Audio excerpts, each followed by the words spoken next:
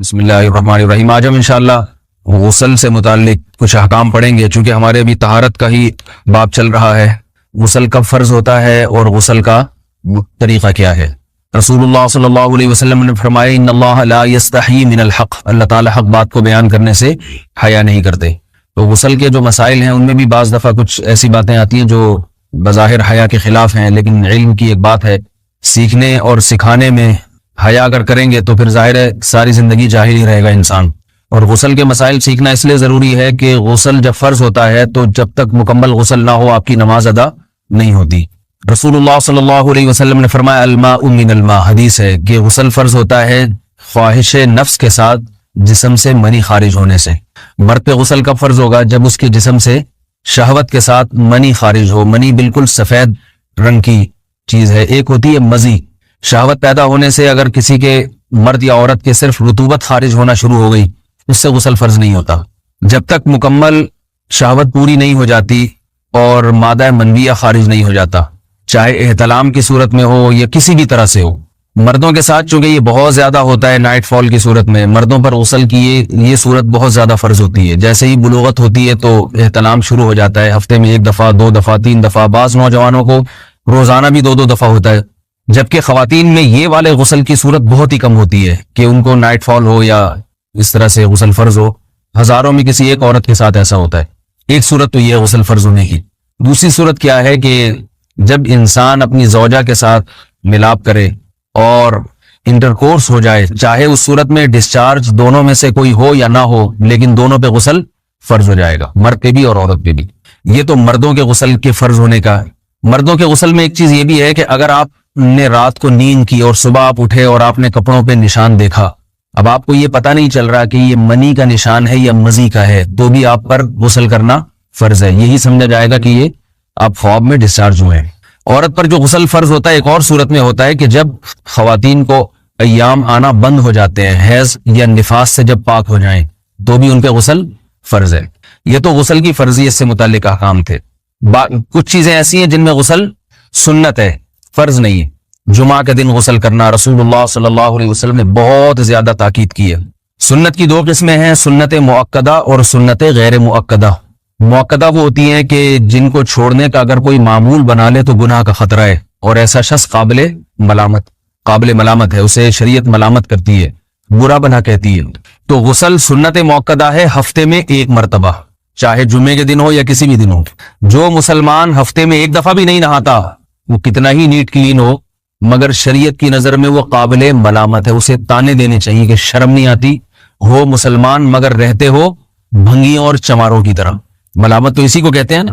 اس کی دلیل رسول اللہ صلی اللہ علیہ وسلم نے فرمایا، صحیح حدیث ہے، حق علی کل مسلم ان یغتسل کل اسبوع مرۃ، کہ ہر مسلمان پر لازم ہے کہ وہ ہفتے میں کم از کم 1 مرتبہ غسل کرے۔ ہر مسلمان پر لازم ہے، چاہے اس پہ غسل فرض نہ بھی۔ اور کس دن بہتر ہے؟ جمعہ کے دن۔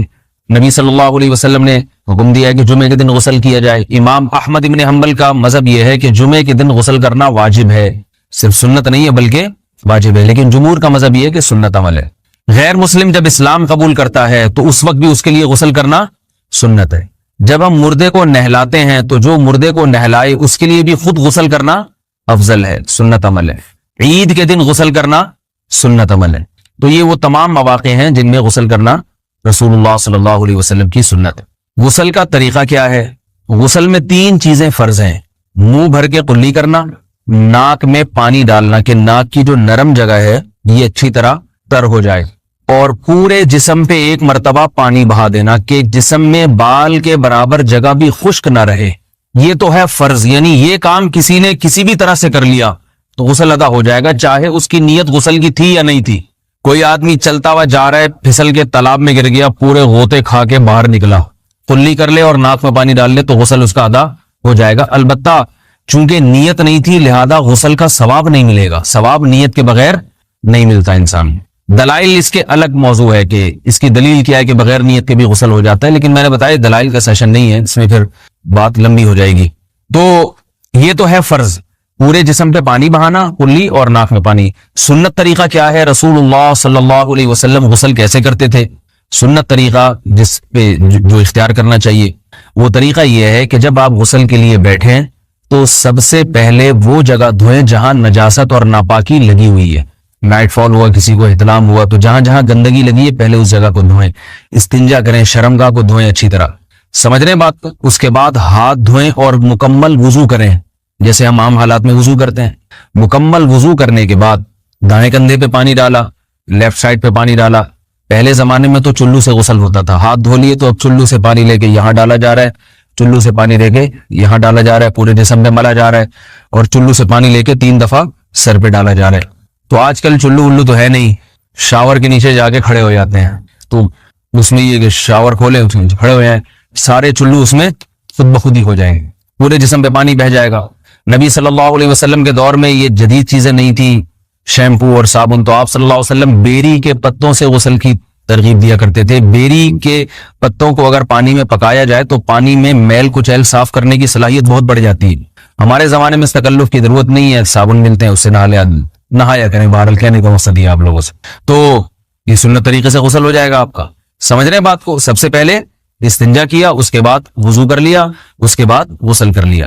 اگر کسی نے غسل میں وضو نہیں کیا اور ویسے ہی پورے جسم پہ پانی بہا دیا تو بھی اس کا وضو خود بخود ہو جائے گا. اس غسل سے وہ نماز پڑھ سکتا ہے, کیونکہ بعض لوگ غسل کرنے کے بعد دوبارہ وضو کر رہے ہوتے ہیں. اس کی ضرورت نہیں ہے, کیونکہ جب غسل کرتے ہیں تو وضو والے اعضاء تو خود بخود اس میں دھل جاتے ہیں.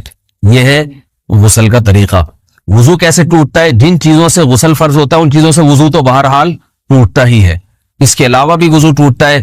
اس سے پچھلے لیکچر میں نے کچھ تفصیل بتائی تھی کہ نجاست جسم سے کہیں سے بھی خارج ہو جائے یا نجاست نکل کے بہہ پڑے.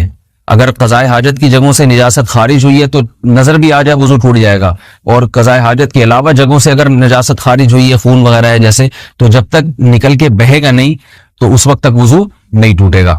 سمجھ رہے بات کو؟ وضو کا طریقہ کیا ہے؟ سب سے پہلے دونوں ہاتھوں کو دھویا جائے, 3 دفعہ کلی کی جائے, مسواک کی جائے, 3 دفعہ ناک میں پانی ڈالا جائے. پھر پورے چہرے کو, پیشانی, یہ جو ہے جہاں سے پیشانی ہماری شروع ہو رہی ہے اور تھوڑی کے نیچے تھوڑی جہاں ختم ہو رہی ہے, اور ایک کان کی لو سے دوسرے کان کی لو تک 4 اعضاء ہیں وضو میں دھونا فرض ہیں. 1 چہرہ, نمبر 2 بازو, نمبر 3 سر کا مسا, چوتھا ہی سر, اور نمبر 4 پاؤں کو دھونا. اس کی دلیل قرآن مجید کی مشہور آیت ہے فَاغْسِلُوا وُجُوهَكُمْ وَأَيْدِيَكُمْ إِلَى الْمَرَافِقِ. اللہ فرماتے ہیں ایمان والو, جب نماز کا ارادہ ہو تو اپنے چہروں کو اور اپنے ہاتھوں کو دھو, سر کا مسا کرو اور پاؤں کو ٹخنوں سمیت دھو. دھونے کا حکم ہے قرآن مجید میں. البتہ سر کے بارے میں یہ نہیں ہے پورے سر کا مسا کرو, بلکہ آ رہا ہے وَامْسَحُوا بِرُؤُوسِكُمْ. با کا لفظ ہے, با آتی ہے تبعیض کے لیے کہ سر کے بعض حصے کا مسا. اب بعض حصے کا قرآن حدیث میں کہیں تذکرہ نہیں ہے, تو اس میں فقہاء کرام کے اجتہادات ہیں. امام شافعی فرماتے ہیں تھوڑا سا بھی ٹچ کر لیا سر کو ہو جائے گا. امام ابو حنیفہ فرماتے ہیں نہیں, کم از کم 1/4 کا ہونا ضروری ہے. سب کے اپنے اپنے دلائل ہیں, ان دلائل میں نہیں جاتا. فقہ حنفی کو جو فالو کرنے والے ہیں تو ان کو چاہیے کم از کم 1/4 سر کا مسا, یہ فرض ہونے کے لیے ضروری. مگر سنت کیا ہے؟ پورے سر کا مسا. نبی صلی اللہ علیہ وسلم دونوں ہاتھوں کو بھگو کے پورے سر کا مسا کرتے تھے. ایسے سمجھ رہے بات کو؟ اور مسا کے جو یہ ٹیکنیکل طریقے ہیں کہ آپ یوں پہلے انگلی بنائیں, پھر یوں لے کر جائیں, پھر یوں گھما کے لائیں, پھر یوں, یہ ٹیکنیکل طریقے حدیث سے ثابت نہیں. مسا کا طریقہ کیا ہے؟ بھیگا ہوا ہاتھ لے کے ایسے پورے سر کو ہو گیا. پھر حدیث میں یہ بھی ہے کہ یوں لے جاؤ اور یہ بھی ہے کہ واپس بھی لے کر آؤ, دونوں طرح سے ثابت. تو ایسے بھی کر سکتے ہیں کہ یوں لے جائیں, اور ایسے بھی کر سکتے ہیں لے کے جائیں اور پھر واپس بھی لے آئیں, دونوں طریقے جائز ہیں. لیکن کم از کم سنت اتنی ہے کہ پورے سر کا مسا ہونا چاہیے. بعض لوگوں کو شو مارنے کا شوق ہوتا ہے, اگر وہ واپس لائیں تو بال ان کے خراب ہو جاتے ہیں, کہتے ہیں یار یہ پھر مسئلہ خراب ہو جائے گا. تو پھر ایسے لوگ صرف یوں ہی لے جائیں کافی ہے. افضل تو یہ کہ یوں بھی لے جائیں, یوں بھی لے جائیں, دونوں طرح سے صحیح ہے. بہرحال دونوں حدیث سے ثابت ہیں. سمجھ رہے بات کو؟ اور یہاں ایک اہم مسئلہ بتا دوں, قرآن مجید نے پاؤں کو دھونے کا حکم دیا ہے, پاؤں پہ مسا کرنے کا حکم نہیں دیا. اور حدیث میں خفین پر مسا کرنے کا حکم ہے. تو قرآن اور حدیث کو فقہاء نے جمع کیا ہے. لہذا وہ موزے جن میں آسانی سے پاؤں دھوئے جا سکتے ہیں ان میں چاروں ائمہ کے نزدیک پاؤں پہ مسا کرنا جائز نہیں. سعودی عرب میں جو بعض سلفی حضرات اور یہاں ہمارے ہاں بھی اہل حدیث حضرات نے عام موضوع پر بھی جو مسا کی ایک روایت ڈال دی ہے, اسلاف میں, تابعین, تبع تابعین میں اور چاروں ائمہ کے مذاہب میں اس کا ثبوت نہیں ملتا. اگر اسلاف میں کوئی قائل بھی ہے تو ایک شاذ قول, اکا دکا قول ملتا ہے, ورنہ یہ ائمہ اربعہ کے مذہب کے خلاف ہے. اور جو احادیث جو نقل ہوتی ہیں صحیح سند کے ساتھ ان کے بھی خلاف اور قرآن کی آیت کے بھی خلاف ہے. اس لیے کسی نے عام ساکس پہ اگر مسا کر لیا، جو عام طور پہ آفس پہن کے جاتے ہیں لوگ، اس میں تو پاؤں، آپ اگر ساکس کو پانی کے نیچے رکھیں پورا پاؤں دھل جائے گا آرام سے. تو وہاں کیا ہو رہا ہے کہ قرآن مجید کے حکم کی مخالفت لازم آ رہی ہے، آپ پاؤں دھو نہیں رہے. تو اس لیے ہم یہ سمجھتے ہیں کہ اس صورت میں نماز ادا نہیں ہوگی. سعودی عرب میں بعض سلفی حضرات نماز پڑھاتے ہیں، وہ ایسے ہی کرتے ہیں کہ عام ساکس پہ مسا کر کے نماز پڑھا لیتے ہیں. تو فتویٰ اسی پر ہے کہ ان کی اگر کسی کو یقین ہے کہ اس نے عام ساکس پہ مسا کر کے نماز پڑھائی ہے تو اس کے پیچھے نماز ادا نہیں ہوگی، کیونکہ قرآن کے مطابق اس کا وضو ہوا ہی نہیں ہے. صدیوں تک کوئی بھی اس قول کا قائل نہیں رہا ہے کہ عام ساکس پہ بھی مسا ہو جاتا ہے. یہ ابن تیمیہ رحمہ اللہ تعالیٰ 7ویں صدی میں اس کے قائل تھے، اور تابعین میں اکا دکا قول ملتے ہیں اس کے، لیکن شاذ قول ہیں، مرجوح قول ہیں جن پر امت نے فتویٰ نہیں دیا. اور اب سعودی عرب میں بعض سلفی حضرات اس کے قائل ہیں. ہمارے ہاں اہل حدیث حضرات بھی چونکہ اکثر سعودی عرب کے سلفی حضرات ہی کو فالو کرتے ہیں، تو انہوں نے بھی وہیں سے یہ فتویٰ لیا ہے. لیکن ائمہ اربعہ کے مذہب میں اور دلائل کے لحاظ سے دیکھا جائے تو یہ مذہب کمزور ہے. قرآن نے پاؤں کو دھونے کا حکم دیا، آپ دھوئیں گے پاؤں جب تک دھونا ممکن ہے. چمڑے کے موزے ہیں ان کو دھونا ممکن نہیں ہے اتارے بغیر، لہذا ان موزوں کے اوپر مسا ہو جائے گا. تو اس سے قرآن پر بھی عمل ہو جائے گا اور حدیث پر بھی عمل ہو جائے گا. اس لیے ائمہ اربعہ نے جو قرآن و حدیث کو سمجھ کے جو فیصلہ کیا ہے اس پہ چلنا ہمارے لیے زیادہ مفید ہے بنسبت آج کل کے جو علماء ہیں ان کی اپنی ذاتی آراء پر. اس لیے یہ بھی ایک وضو سے متعلق اہم مسئلہ تھا. سمجھ رہے ہیں؟ باقی تو ماشاءاللہ وضو کرنا سب کو آتا ہی ہے. اور وضو کے بعد دعا کیا ہے؟ کلمہ شہادت، اشہد ان لا الہ الا اللہ وحدہ لا شریک لہ اشہد ان محمدا عبدہ ورسولہ اللہم اجعلنی من التوابین واجعلنی من المتطہرین. اے اللہ تو مجھے بار بار توبہ کرنے والوں میں شامل کر دے اور بار بار پاکیزہ رہنے والوں میں شامل کر دے.